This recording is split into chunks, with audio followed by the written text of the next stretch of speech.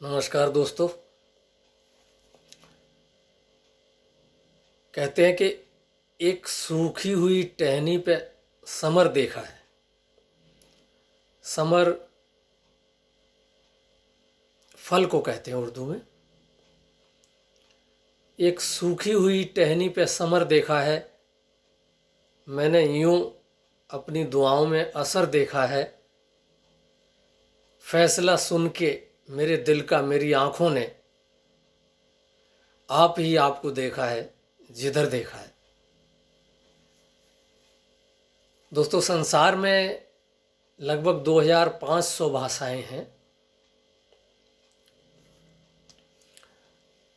और जिसमें इन 2500 भाषाओं में हिंदी, उर्दू, अरबी, फारसी, ग्रीक और लैटिन, इन भाषाओं के अर्थ जो है बंधे हुए नहीं हैं। सुनने वाले के साथ बदल जाएगा अर्थ। कैसे बदल जाएगा, हम आपको एग्जाम्पल देते हैं। अब जैसे अंग्रेजी में CAT कैट है तो कैट है और कुछ नहीं हो सकता। इन 5-6 भाषाओं में अब जैसे घंटनाद की ध्वनि तो एक ही होती है। यदि वो ध्वनि मंदिर से आती है तो मन को मोह लेती है, और अगर फायर ब्रिगेड की होती है तो भयभीत कर देती है तो आवाज़ घंटे की ना। युद्ध के मैदान में हो तो उत्तेजित कर देती है, और सार्वजनिक स्थान पर अगर होती है तो सावधान कर देती है। ऐसे ही मात्र हमारा आचरण ही नहीं बल्कि बोला गया हर शब्द हमारा प्रतिनिधित्व करता है।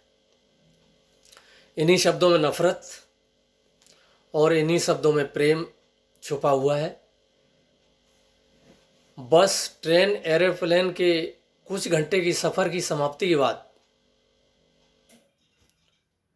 अगर सहयात्री आपके बराबर में जो यात्री बैठा हुआ है आपसे अपना विजिटिंग कार्ड मांग ले कि हमें देते जाइए, तो मानिए कि सफ़र के दौरान आप सफल रहे। क्या हमें इस बात का विश्वास है कि जीवन की समाप्ति के बाद हमारे स्वजन भी यही कहेंगे कि आप हमें अगले जन्म में भी अवश्य मिलना? तो समझ लेना कि आपका जीवन सार्थक हो गया। और रिश्ते जो हैं, ईरान के एक बहुत बड़े फिलोसफर हुए थे शेख सादी, वो लिखते हैं कि अगर धन बचाया तो रिश्ते बिखर जाएंगे और धन लुटाया तो रिश्ते जुड़ जाएंगे। तो रिश्तों को देखिए, ये जरा सी परवरिश भी चाहिए हर एक रिश्ते को। अब परवरिश बातों से तो हो नहीं जाएगी, खाली बातों से परवरिश थोड़ी हो जाती है। जरा सी परवरिश भी चाहिए हर एक रिश्ते को। अगर सींचा नहीं जाए तो पौधा सूख जाता है।